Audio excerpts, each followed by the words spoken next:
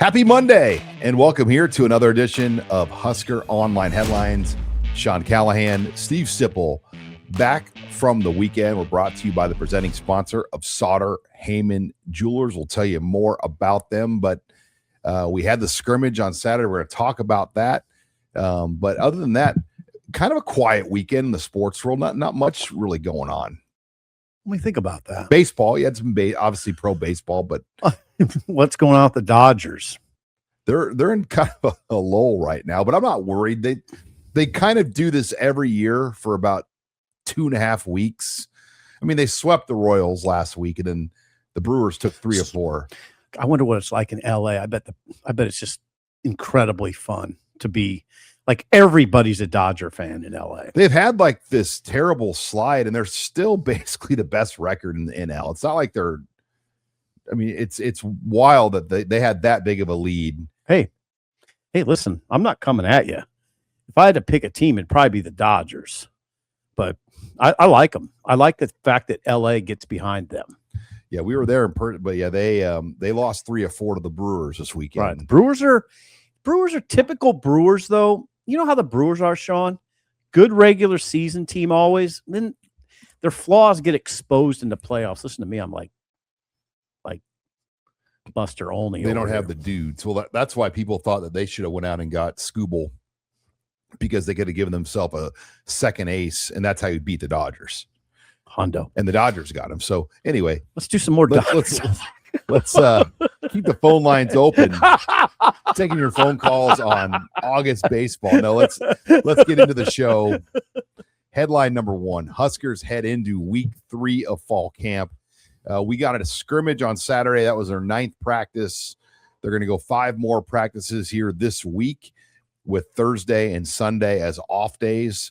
So we don't know yet if they'll scrimmage again, but details were limited from the head coach on the scrimmage from Saturday.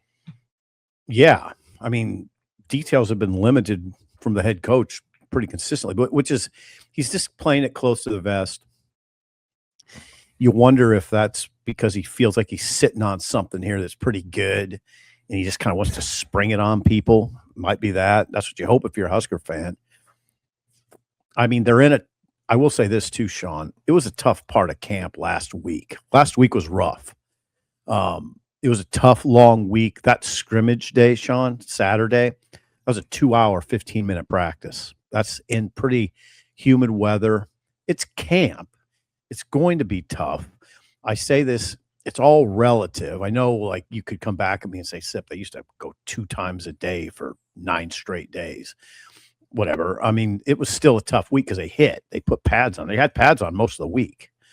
Tough week, culminated by a 2-hour, 15-minute scrimmage practice. And they went 120 plays, about 40 plays per unit. So 3 units on offense with the 3 main quarterbacks in there, with Anthony Calandria getting roughly 40 snaps of work. And again, Matt Rhule very careful on what he said about his quarterback play or even the running backs. I mean, as far as details that you could like analyze. Okay, well, if you just want to get into that, here's what he said. He was asked about the quarterbacks, and he said they played really well. That was it. Running back, he didn't even take the question. Wasn't asked a question. He just said, I know you guys are going to ask me about the running backs. And he just said they blocked well, they ran well, they protected well. You know, no light was shed.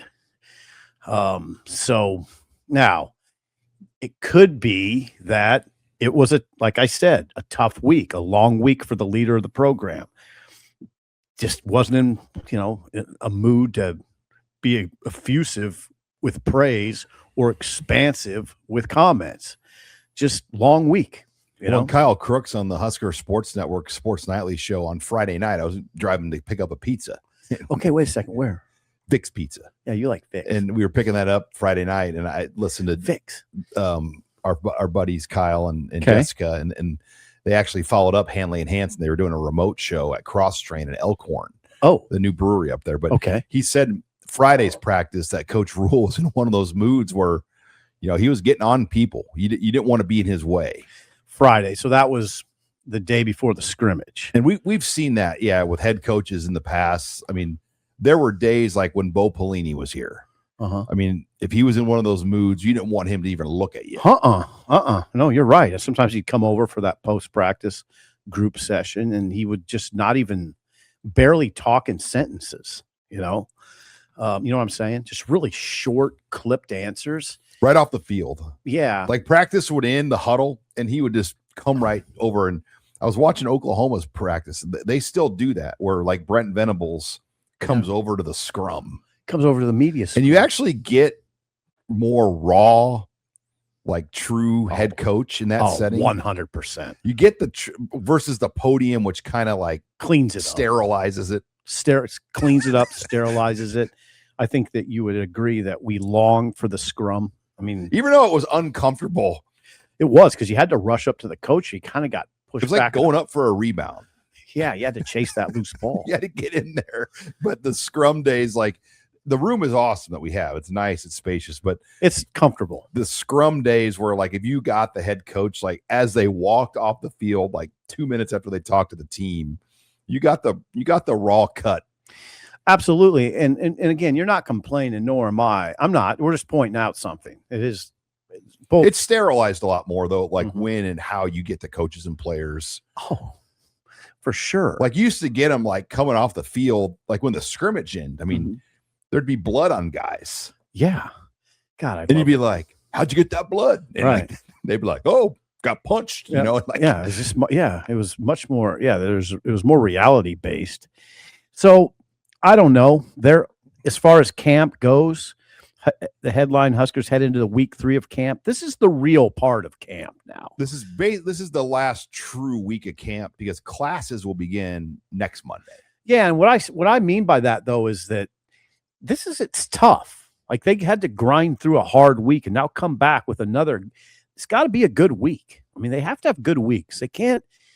This is a team that's not blessed with a bunch of first team all conference players. They don't have Jeremiah Smith. They don't have 5 potential All-Americans. They have to do everything. They have to execute well. They have to be a sound team. So these practices are gigantic, which, by the way, I mean, Rhule's in charge of it all. I mean, it's gotta be clean, Sean. They gotta be clean. Now, Rhule did announce there were no major injuries that came out of that. And just a couple that he mentioned were Caleb Benning, he said not short term, and Gage Stanger. Stanger, as you know, has been kind of plagued by injuries. He's a senior linebacker. He's a guy that they liked, that former staff really liked. Just injuries have kind of dragged him back a little bit. Brock Bowers out for the year, but he was another linebacker that would have probably played this year if he was healthy. Oh, God, yeah. Yeah, Bauer was going to play for sure in spots. But we'll be back over there Tuesday for a quick view. Oh, I forgot about the quick view. Yeah, so we get a 25-minute shot. Okay, good. It's like, I use the analogy. It's like when you go to a country concert and there's 25 stages going on. You have to really decide what stage you're going to go to. Pretty good analogy. I got to decide. Yeah, because what happens is if you don't have a good plan, you end up seeing nothing. Or you end up getting distracted and having conversations. Right.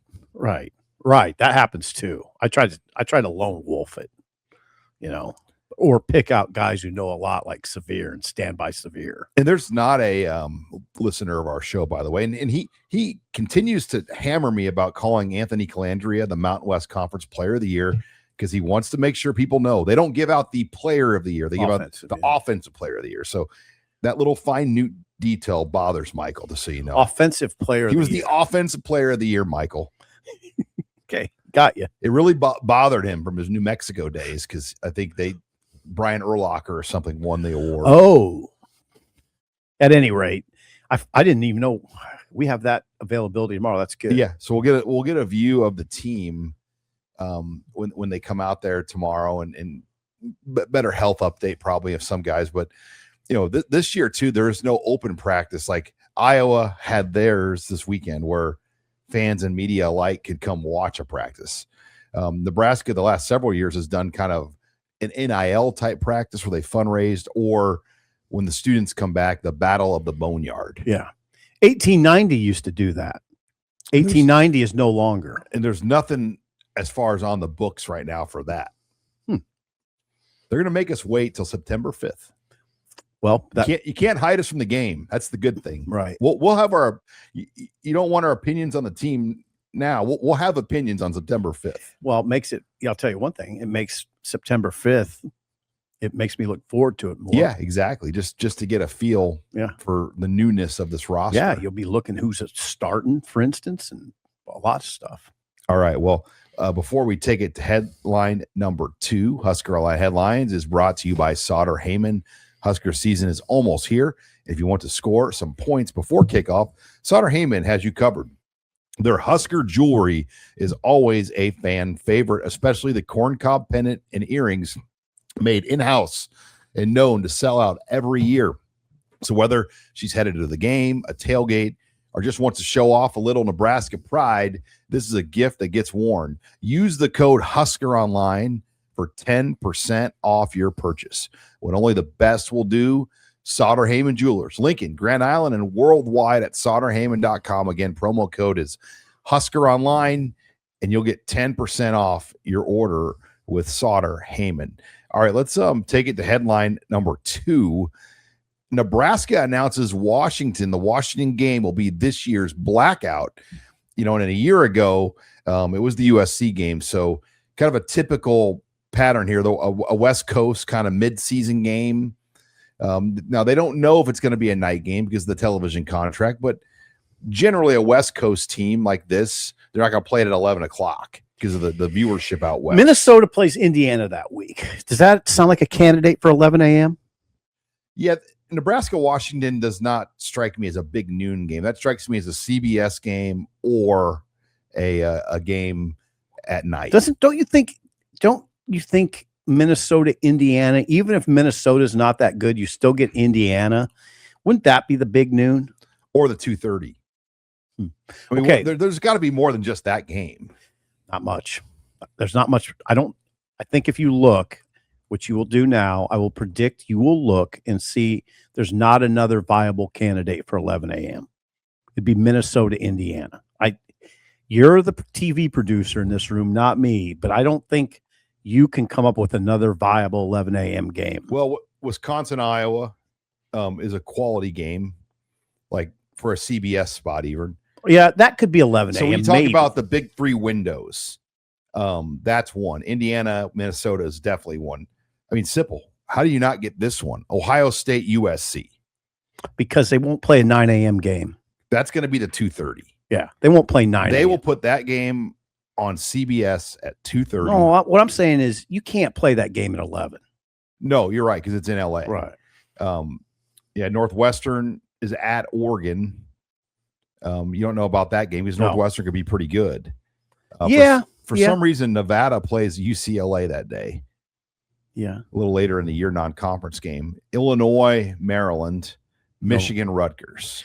So I think you could maybe sell me Wisconsin, Iowa, but I don't know how those teams might have 3 losses at that point, right? Maybe more than that. Generally, though, what Fox wants to do at that big noon spot is you put a team on there that's in contention to make the playoff or win the title. Indiana. And that's Indiana. Yeah. Not Iowa.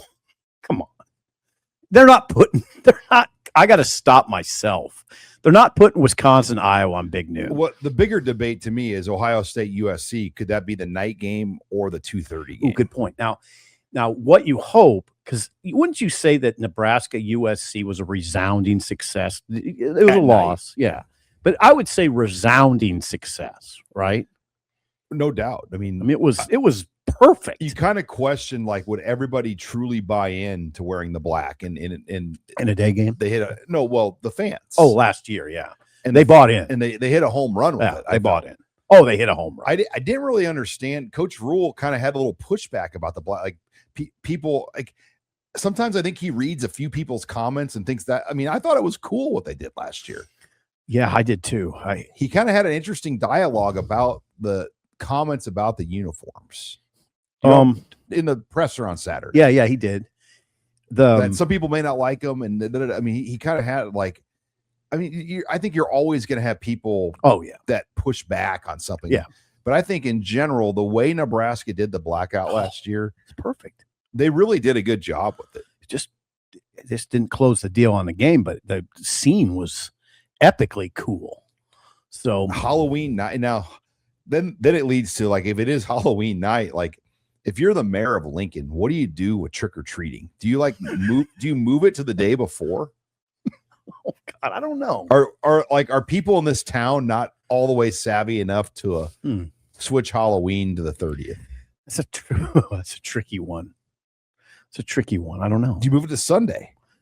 Moving Halloween, I don't know. If it's during the Husker game, if they were to play a night game, I think it would have.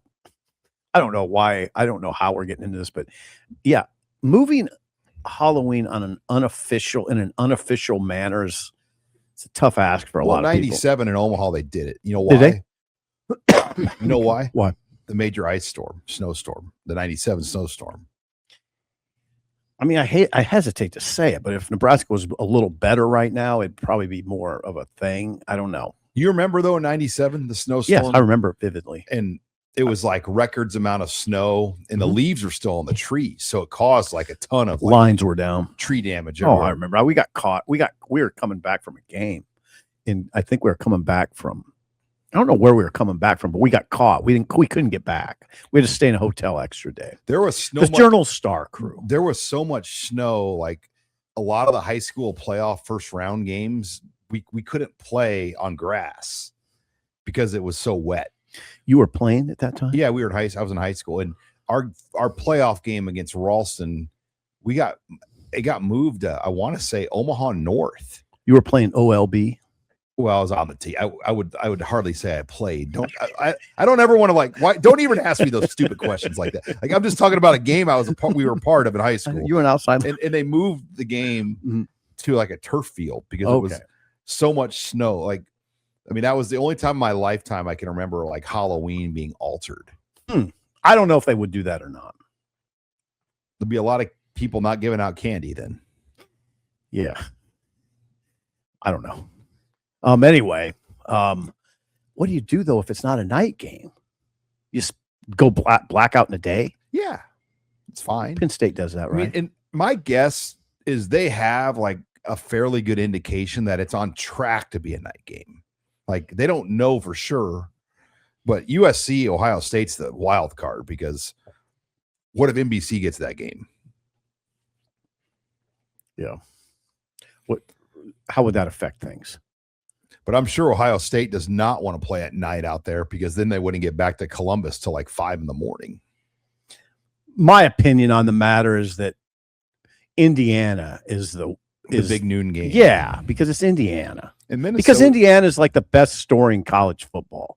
You try to get them, especially if they're still undefeated. Yeah, like Wisconsin, Iowa doesn't really. No, you can't really sell that on big noon. No.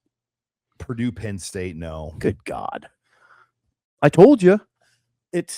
I think it sets up okay for Nebraska. God, that's actually Northwestern Oregon's not a bad matchup though either. It's at Oregon though. Well, isn't that the same principle? You can't play it at 11. No, this just sets up. But I'm talking about people that could take the night game. Oh, like, I don't think this game with Washington is going to be at 11. They don't put West Coast teams at 11, home or road. I don't think so. No. Because no one in Washington's going to watch at 9 a.m. Right. So you have. Oh, so you're worried about the night games are going to get filled. Yeah, I'm up. looking at who could take the night game. Yeah, that's what I'm trying to look. Yeah, that could be trouble. So you're thinking this could be a day game. Now, last year Illinois hosted USC at 11 a.m. And so USC had to play like 9 a.m. West Coast time in Champaign. That's right. So USC looked terrible. They were sluggish. And they lost that game. They're sluggish. Your boy Maeva. Sipple's a huge Maeva fan. So let's just wrap this up. What do you think? Is Nebraska going to play at night on that night or not? I think as long as their golf card is like close to par. Like, look, I think the networks probably aren't expecting them to beat Indiana and Oregon, but if they came out of that little stretch where I think they'd be 5-2. Right. They'd be 5-2. Pretty attractive. Yeah. Pretty attractive games still. Because Yeah. I think Washington could be pretty good too. Washington, like, I'd be careful assuming that they're only going to have one loss. They have a schedule that's a little rougher. There it is. God, Megan is unbelievable. Okay. Minnesota, SC, and Iowa back to back to back. They could be 7-0 though. They could also have 2 losses. They could be 6-1. Yeah. Sean, Minnesota, USC, Iowa. And they host Iowa. Are they winning all 3 of those games? Are they winning 2 of those games? So they could be 5-2 or 6-1. Yeah. And Nebraska could be 5-2 possibly. Right. So that's what we're looking at. That's an NBC game. That would be great. I think we hashed it out, Rune Arledge. All right. OLB.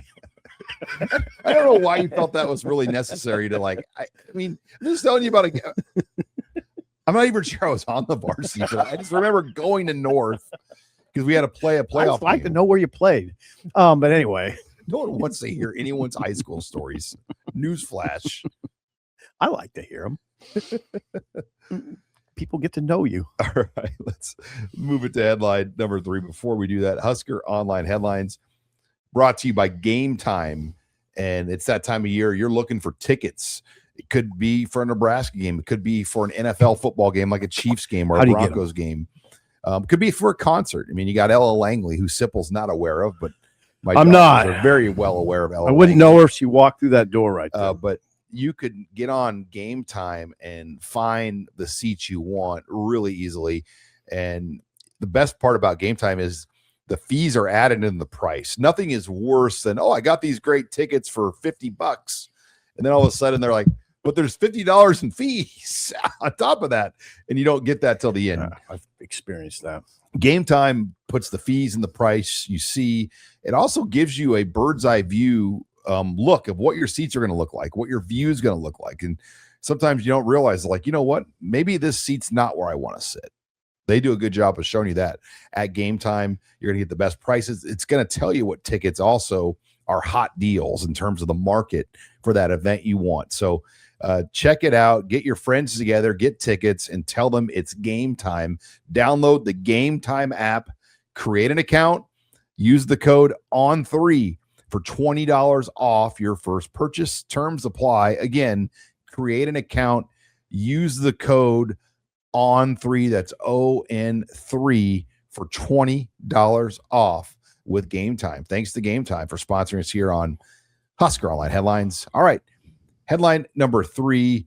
How about our boy Emmett Johnson? He goes in to Arrowhead Stadium in his debut. Now, they lost an exhibition game, so you can't get too worked up about exhibition games. I wouldn't worry about that. But he was far and away, in terms of all the metrics, Kansas City's best running back in that game against the Rams. He led the Chiefs with 12 carries for 59 yards, had 3 catches for 10 yards. He had a 5-yard touchdown run that was taken off the board for a holding call. He scored the best grade on Pro Football Focus, a 74.1 overall. He had 52 of his 59 rushing yards after contact. That's huge. And he made 7 tacklers miss. The Chiefs' other featured back in the game, Brashard Smith, made just 2 tacklers miss, according to PFF. Johnson even got the attention of head coach Andy Reid with his performance on Saturday. He's in a battle for RB2 with Smith and Amari DiMercado. Yes. And Reid said he did a nice job with it. He ran hard and aggressive. He had some yards after contact. He was patient with his blocks, and he needed to be patient. Then he hit the hole when he needed to hit it. I think he's going to make the team. The question is, can he win number 2? Yeah, he's on the team. That's not here. I don't know if that's a debate anywhere. The battle is he 2 or 3? Right. And, I think when you look at who he's up against right now, Smith is probably his competition. DeMarco. Here's what KC Star said. After the Kenneth Walker and what's his name, Amari DiMercado signings, it said Smith's fit in the room seemed blurry, but the Chiefs are giving Smith every opportunity to win the number 2 role. I think that what's happening is Emmett's passing Brashard Smith, right? even though he was seen probably going into this, and I know that like one of my friends was watching Chiefs practice and he said Brashard Smith was getting snaps ahead of Emmett. I think Emmett's passing him. They signed DeMarcado for a reason. But that's the key. I just wonder if Johnson can pass him too. They went and got a veteran. Amori DeMarcado's a veteran. This is what the KC Star writes. Since drafting Johnson, the Chiefs acknowledged the rookie's limitations as a pass protector. It's a necessary trait that could keep a young back from getting in a game, and DeMarcado is likely the best option behind Walker, even if he didn't see the field Saturday until the fourth quarter. He's got to beat out DeMarcado. I mean, and Emmett Johnson as a pass protector, the play that always I go back to is the one at Minnesota. Yeah. Where yes, they had the kind of a Mike linebacker blitz, and he just engulfed Emmett Johnson on that play and knocked him back like 5 yards and sacked Dylan Raiola, one of his 9 sacks in that game. Emmett's just got to prove himself there. I would think he would get to where he's pretty proficient because he's smart and he's tough. Low center, low center of gravity. I would think he could be good at that. He doesn't have like big, strong shoulders when you look at his body makeup. Would you agree with that? Yeah. Yeah. I mean, he's not really big, but I don't know. God, it's great for you, though. You're a Chiefs fan. I think he's going to be part of the plan. Well, and Deshaun Singleton played well in the game. 20 snaps. He scored a 79.5 on PFF with 3 tackles, and 2 of them were stop tackles. He had a key breakup on a third down play. So I think, does he fall on an active roster special teams role, or is he a practice squad guy? Play special teams. So does Emmett. All those guys got to play special 53. teams. I mean, heck, Danny Woodhead, he used to play running back, and then he scored a touchdown in a game. And then he ran down and covered the kick, made the tackle the next play on kickoff coverage. I mean, Singleton. Remember how Rhule used to talk about Singleton like as a surefire almost NFL guy. He made the Senior Bowl. Yeah. So you just that'd be fun if both those guys made the team, not just the practice squad. I don't know what they got at safety, so I can't comment. But we have a good beat on the running back race. But with Lavonte David now out of the NFL, retired, and Ndamukong Suh, there really isn't like a surefire former Husker that you can hang your hat on. Nope. Malik Collins, maybe. Malik gets lost a little bit in a conversation because he's old. He's older. Yeah. He's been out of the program for a long time. But there isn't like just a surefire, you had Cam Taylor-Britt at one point. He's on a different team now. He's on the Colts. But again, not guys that, you turn on the TV to watch, probably, right? Like you would with Sue. Rex, you kind of did that a little bit, right? Burkhead? Yeah, you're right. So, yeah, you're not necessarily seeking out the Colts to watch Cam Taylor-Britt. But if Emmett were the number 2 back for the Chiefs, you would seek out Chiefs games, right? Well, and he's in a great spot because of the spotlight he's going to get. Like if he does anything in Kansas City as a rookie, a lot of people are going to see it. Good point.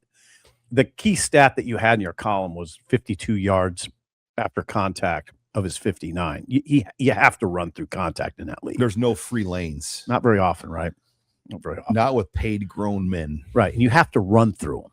You just can't go down on first contact. Though you'll be out of the league.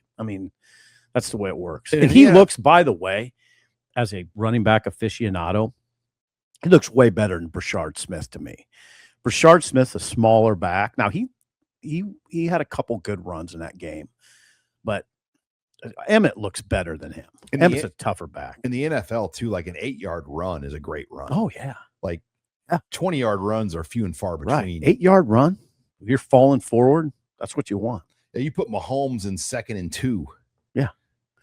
So I thought Emmett, I watched it.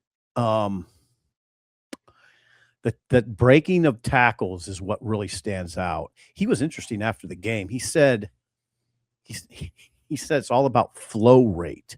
You got to get in your flow rate. He goes, he's like, you probably don't know what that is. He said that, and I didn't. But that's what you got to get in a flow, basically. Where you get in a flow, then you start attacking. You've seen it. You've seen running backs getting we say probably rhythm. You see running backs getting in a rhythm, and you can see it. You can feel it. And then they do start attacking.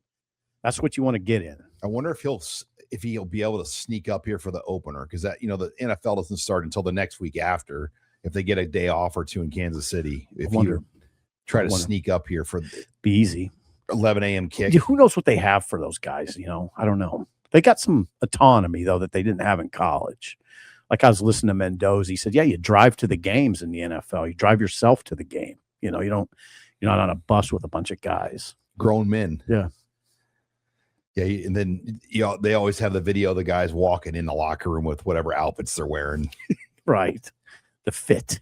What would you wear? Check. What would you wear? I'd wear a t-shirt and jeans, probably. Like Andy Janovich drove like his old beat up pickup truck. Yeah. And yeah, I don't think I'd have like a purse or anything. A man bag. Yeah. You don't strike me as a man bag kind of guy. I can understand why people have them because, you carry so much stuff around. I mean, look at what I got in my hands. Phone, notebook, glasses, keys, wallet. You kind of need a man bag. They're kind of coming. I can see why some guys like them. You said that with a straight face. I did. That's part about that. I did, Southo, OLB. All right. Let's take it to headline number 4. But before we do that, I want to introduce a new sponsor here to the show, LMNT. Pleased to welcome in LMNT on board. And we have enough LMNT at all of our houses now to possibly get us through like the next 2 years. Well, I will tell you this, as a big salt person, and I like salt, as you know, you take a drink of, for instance, their lemonade, and it's salty. Like it's a good taste. I like it. I love this stuff. Two cans a day. Start the day, finish the day. Go ahead, Sean. Give the rundown. Yeah, LMNT, it comes in cans that are ready to roll, or you can buy the box of powder, and they come in tons of different flavors when you buy this stuff. So you can kind of mix and match it, but the key is like it gives you the sodium, the magnesium, and the potassium. Thank you. 5 calories, no caffeine. And after you work out, like I went on a walk today. I didn't get a full like hard workout in, but it got hot out. I drink one of those. Slammed one. And Robin is all in on this stuff now. Like him and his wife are, they do a lot of like fitness classes and stuff together. And nice. And she's all in on this stuff. I like it. Like I said, I like the black cherry. I kind of like the lemonade the best. I'm all in too. And again, it's noticeable, the salt flavor. And again, I like that. I like it. Yeah. It's stuff that like when I'm looking at the script here about LMNT, the U.S. Olympics, the weightlifting team and U.S. Olympic athletes drink this stuff. I mean, it gives you the electrolytes that you need when you need them the most, especially when you start to sweat and get all that out. But we've got a great deal with HuskerOnline and LMNT right now. You're going to get a free 8-count sample pack of LMNT's most popular drink mix flavors with any purchase at drinklmnt.com/HuskerOnline. That's drinklmnt.com/HuskerOnline. And you'll get that free 8-count sample pack of LMNT's most popular drink flavors with any purchase. Thanks to LMNT for sponsoring us here on the HuskerOnline Headline Show. Let's take it in headline number 4. The preseason AP poll is out. The Big Ten gets 8 teams ranked. They have teams 1 and 2 in the poll, Sip. I'm listening. Ohio State and Oregon come in at 1 and 2. Then Georgia at 3. Notre Dame at 4. Texas at 5. Indiana at 6. Then Miami at 7. A&M at 8. Kind of moving down the line, Texas Tech is your highest ranked Big 12 team. Okay. They're at 12. So that's kind of how your Power 4 teams kind of break down. No group of 5 teams right now ranked in that poll. So that will be an interesting debate because the playoff spot, they get one playoff spot, when it's all said and done. Boise State is ranked 28th in the receiving votes, but Nebraska did not receive any votes. They did receive votes in the coaches poll, but no votes received in the AP poll, which I'm not surprised. I mean, they don't really deserve votes right now at this point. Big flex, Ohio State and Oregon. two teams that Nebraska happens to play. Those are powers. I might reverse those, by the way. I mean, you heard Joel Klatt say Oregon's never had a better roster. Oregon has never had a better roster. I'd flip them. Now it's kind of a flex by the SEC, of course, with I think 5 teams in the top 10, 6 in the top 11. Clemson, Sean, unranked for the first time in 15 years in the preseason poll. Dabo, unranked in the preseason AP top 25 for the first time in 15 years. So I don't know what's going on with Clemson. Yeah, the way this poll works, SEC would have 5 playoff teams. The Big Ten would have 3. Just a poll. Well, I take that back. 4, because Notre Dame would get a spot too. I always forget that they're not tied to the ACC. So, oh no, it would be 3 Big Ten in this poll if the playoff came out of this poll. 4 SEC, Notre Dame, Texas Tech, Miami. Is that Texas? Actually, there might be. It might be 5. Yeah, and then Boise State would be your projected group of 5 spot based on this poll. God, Sean, I erred. I meant to look up last season's preseason top 25 AP. Oh, it was pretty bad. Pretty bad. It was so bad they've almost probably scrubbed that thing off the internet. You try it. Just try it. No, give it a whirl. No, it's. I mean, Brett McMurphy did a tweet like showing like a reminder. These were the teams that were ranked last year, in like teams that like Penn State was 2. I don't know that for sure, but I think that's right. Yeah, that's why I'm okay giving this voice, but take it with a grain of salt. Right. Alabama outside the top 10 for the first time in a really long time. Yep. Like 16 years or something like that. Yeah. BYU and USC at 14, Michigan at 16. Yeah. There's kind of like this second tier of Big Ten teams, and they're just like in a sandwich. It's USC 14, Michigan 16, Washington 17, Penn State 18. Yep, that's the second tier.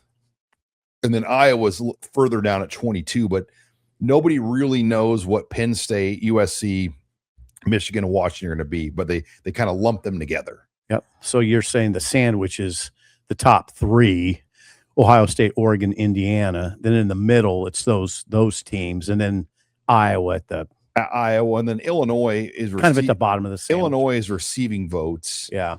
They're around 30th. I think they're in this poll. They're 26, 7, 8, 9, 10, 11, 12. They're 33rd in this poll. Of those teams in the middle of the sandwich, here's what you got to look at. Penn State's schedule is ridiculously easy for this. It could be 10-2. Yeah, for this day and age, Penn State's schedule is shockingly forgiving. Like, reminds me of a team we knew last year's schedule. Who's that? Okay, and then I would watch Michigan in that group. Michigan, Sean, I think if you saw them up close, you'd say, okay, all right. Now they're going to be buttoned up too. It's not going to be Sharon Moore's freak show. Texting girls in the right. locker room at halftime. They won 9 games somehow. Yeah, that's okay. Well, he was. I mean, they won 9 games somehow with that last year. That's how much talent they have. Right. You could have a coach that's not really engaged and still win 9. Yeah, the head of the program. So now what's it going to look like? I'd watch Michigan pretty close, and then I'd watch Penn State because they don't have I think USC, though, this is Lincoln Riley's best team, and they don't play Notre Dame anymore. Right. You're right. I mean, they should. Now, I don't know exactly what their schedule is, but Megan probably has it. USC. And there she goes. He has not made the playoff yet, Sean. He's not made the playoff. 5 years. Well, it's pretty hard to make the playoff. It's time, though. It's USC. Well, they've adjusted their schedule now. They don't play Notre Dame. I mean, their non-conference is San Jose State, Fresno, and the Raging Cajun in Louisiana. Yeah. Okay, Rutgers. They're 4-0. Rutgers. But that next 4 games, I consider. Oh, God, look at the next 4. 7 games or 6 games. I think Wisconsin on the road's a tough game for them. Yeah, I don't disagree. They're back-to-back on the road at Penn State, at Wisconsin. Oh, that's rough duty. I mean, Wisconsin's not great, but you still got to go. There's a bye week in the middle of that trip. Still, though, you got to back into that. And you got to go to Indiana. Yeah, 3 out of 4 on the road for them. Hey, Sean, I don't see a playoff team. Oh, you know what? They play a week 0 game, so they get 2 byes. That's how this works here. They've got a bye between Penn State and Wisconsin and a bye between Ohio State and Indiana.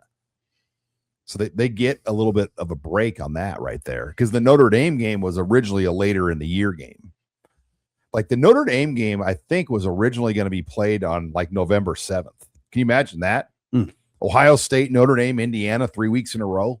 You don't do that. And people called Lincoln Riley a chicken for removing that game off their schedule. I have to look at that. I thought Riley wanted to play that game. Well, he wanted to play it, but he didn't want to play it on November 7th. I understand. I do. I understand. Like, if that was your game between Ohio State and Indiana, think about that. I mean, that's like, ridiculous. You can't do that to a team. Should we just start the playoffs right here? Because this is what we're doing. You can't do that. That would have been crazy. Yeah. Wow. But yeah, Big Ten goes 1-2 in the poll, 8 teams ranked. SEC has 9 teams ranked. Real similar to what the USA Today coaches poll had, as 17 of the 25 came from those 2 respective conferences. All right, before we take it to headline number 5, Husker Online Headlines is brought to you by BRUNT. And the other day, I noticed somebody was wearing a BRUNT workwear shirt at the Husker press conference. Who was that? An older gentleman, maybe. A very, very cool older gentleman. Okay, then who was that? Yeah, I like that T-shirt I got, and I love those boots, as you do too, because you wear them when it starts getting cold. Oh, this winter, the BRUNT boots, because we had some messy snow. We always do, and those things look brand new still. Yep. You got to tend to them a little bit, but I have them sitting out ready to go. They're warm. Yep. They're comfortable. Yep. And they're high level. Yeah, and they look good. But yeah, they make boots that are waterproof. I mean, you can buy boots that are fireproof, depending on the grade of boot you need, the style, the color. Great clothes too: sweatshirts, t-shirts, hats, jackets. They've got the heavy duty work gear that you're looking for, and we've been with BRUNT now for a couple of years on the show, and we appreciate their support. We do sponsorship of Husker Online, because we know we got a lot of listeners that have purchased BRUNT workwear over the years, and we've got a deal with Husker Online right now. Use the promo code Husker and type in bruntworkwear.com/Husker. You'll get $10 off with that promo code Husker. Again, that's bruntworkwear.com/Husker with the promo code Husker to receive the $10 off.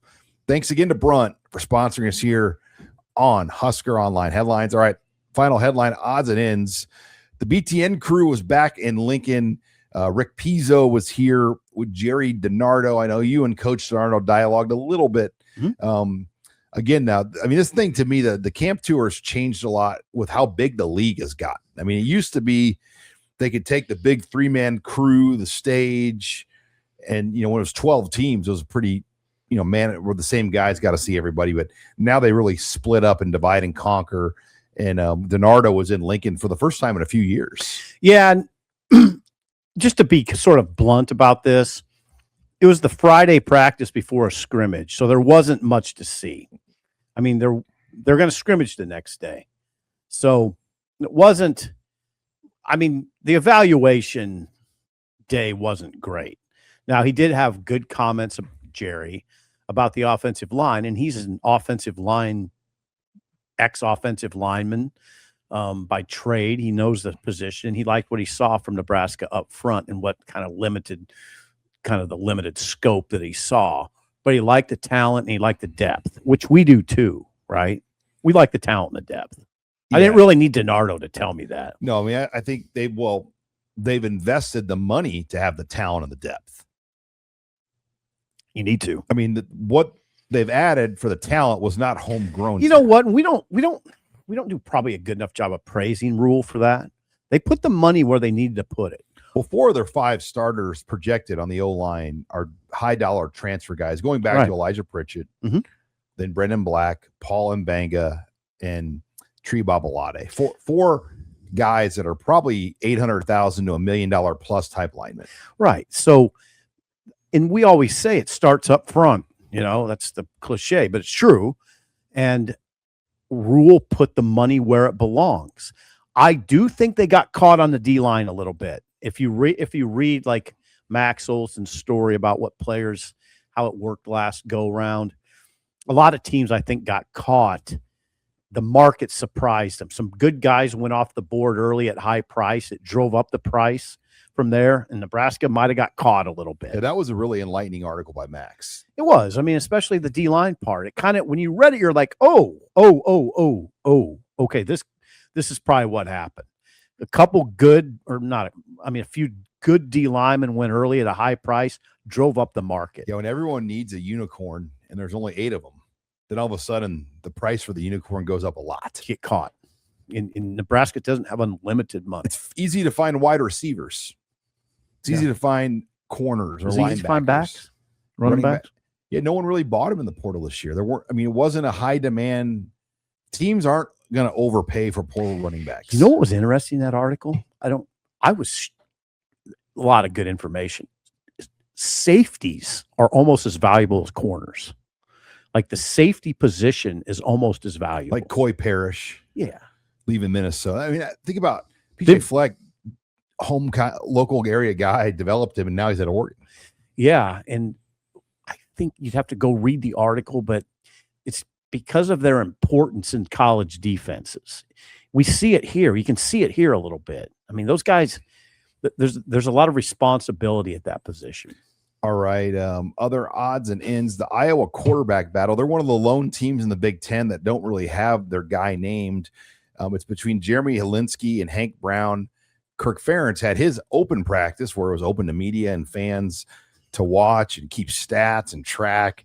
It looks like Helinski is the odds-on favorite. He went 17 of 25 for 205 yards and 5 touchdowns. No picks. Why are they throwing it so much? And then Hank Brown went 9 of 21 for 42 yards, no touchdowns. Now, for full context, Helinski did do a lot of his against the lower units on defense. So okay, good context, Sean. It was ones, and I mean he did it. It wasn't all ones on ones because that's a pretty eye-opening stat line against an Iowa defense. Yep. But it looks like Helinski's going to be the guy in Iowa City. Okay. Are you hearing that from any of your people over there? Well, that's what everyone. I mean, that's what they've all said. We talked to Dave. Well, the stats from the scrimmage. I mean, no. Looks like it. Interesting. So does Michigan State, is it resolved? I don't know that. I caught a bit of their training camp tour, and just off the bus, they look pretty good. That seems to be the consensus from people I've heard from. Just big dudes. Mm-hmm. Yeah, that Michigan State BTN broadcast got people's attention, Sean. It did. LeVar Woods is their special teams coordinator there now too. So but for Nebraska's sake, when they play that game, they have Notre Dame the week before Nebraska. That's huge. God, if you're a Nebraska fan, I mean, how do I say this politely? I mean, you're kind of just hoping that Notre Dame does a number on them, right? Just runs them down. Yeah. Other odds and ends, you had 3 former Huskers line up for Tampa Bay on the O-line. Wow. Nash Hutmacher, who is now an offensive guard. Yep.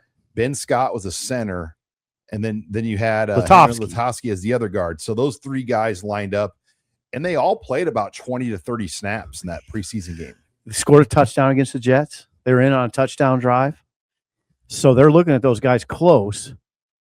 Maybe practice squad type guy. I mean, I don't know where they're at for active roster versus practice squad. But. Wonder if, but yeah, that's 3 pretty tough guys. I'll say that, right? And Tampa Bay has, Javen Wright played a lot in that game too, as did Bullock, John Bullock. They, with their GM Licht, he's from Fremont. Yes. And he tends to have a liking to Nebraska players. Yeah, he played for Wesleyan. He played for Nebraska. Played at both Nebraska and Nebraska Wesleyan. He evidently does. By the way, Javen Wright playing 29 snaps kind of got my attention. 29 snaps.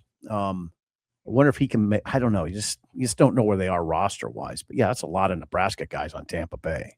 5. A bunch, yes. I mean, between the Chiefs and the Bucks, those are, and Adrian Martinez took a lot of quarterback snaps for the 49ers, trying to make their roster. Trying to make that roster. I guess we can claim Adrian, even though he finished at K-State. I don't know who claims him, actually. We claim Wandell. I don't know. That's tricky, isn't it? There's some that aren't so cut and dried. I tend to claim Adrian by, do you claim one day? I don't know. The complicated discussion going forward is like when you do Hall of Fames at schools, just with the portal and how limited guys are here. Like, what if Martinez would have been all Big Ten, but he left? Mm-hmm. Then years later, do you put him in a Hall of Fame at Nebraska or not? I don't know. That portal rev share paying players thing has caused weird stuff, like Ohio State having senior day in their opener against Ball State. Well, they're doing that because they don't want it's on the record. He said, we don't want the distraction of the Michigan game to have senior day. He didn't just say that. I watched the interview. He also said it's kind of because of the times now. I saw the interview. I saw his podium appearance. He said, college football's changed. But the distraction of the Michigan week too. Yeah. That was, I think, the main reason. It wasn't his decision, by the way. It wasn't Day's. The administration went to him. Interesting. Yeah, the administration. He said that. He said the administration came to us. I thought it was a good idea. And you're right. It is mainly you remove that distraction, which, listen, Michigan beat him 4 out of the last 5. I mean, he can't lose to Michigan. They can't. Ohio State can't lose to Michigan, especially with Whittingham there. Yeah. So here's the deal, Sean. They beat him last year, but think about Ryan Day if he would lose 5 of 6 to Michigan. Job's in jeopardy at that point. Yeah, for him, he's one of those rare coaches who making the playoffs is not enough. It's not. There are people in that fan base that would prefer to beat Michigan over anything. I mean, that's how important that game is. You saw Jeremiah Smith's quote, right? He said, with everything in me, I hate Michigan. He said, with everything in me, I hate Michigan. We don't really have that here, do we? Well, people don't like Iowa. I don't know if you've ever heard a player, but though. When Iowa's won 10 out of the last 11, you don't have much of a leg to stand on at this point. You're still welcome to Council Bluffs, though, when you go over there. Yeah. I don't sense it's that hot. I mean, not on the western side of the state. No. All right. Final odds and ends. Volleyball drew over 10,500 at PBA for the exhibition. Were you surprised it wasn't a sellout? Or that's more than what the new Devaney is going to seat. The old Devaney was 8,500. So I would hate to depict it as a disappointing crowd. I mean, you got 11,000 people almost for a scrimmage. That's pretty good, right? I wouldn't say disappointing. The intel I got that's most interesting to me is, you have Andy Jackson, you have Harper Murray, you have Bergen Riley, Lady Choboy, etc. You hear people saying they need to play well because the other talent's really good. Like, they don't necessarily stand out that much. Interesting. They got to play. They're going to be tested. I mean, they're going to be great. Yeah, it's an all. They're number one. I mean, again, that's a team last year that should have won the national title, and they had a bad day with some things out of their control, and A&M got hot on the right day. Well, you know what? That I don't think people give enough credence to is Bergen Riley was ill. I mean, she was not in good shape. So I'm sure that in-house they fuels them. Yeah. Fuels them, and I'm sure they understand. Guys, I mean, we weren't in good shape that day. Bergen, I think, could barely play. All right. Well, listen to us talking volleyball. Abby's going to cancel us here. Yeah, we're going to get crushed for that, but whatever. Well, good show. Again, we'll have full observations from practice tomorrow on Tuesday, and we'll talk about that in the Husker Online show later this week. But for Steve Sipple, I'm Sean Callahan. Thanks for joining us here on Husker Online Headlines.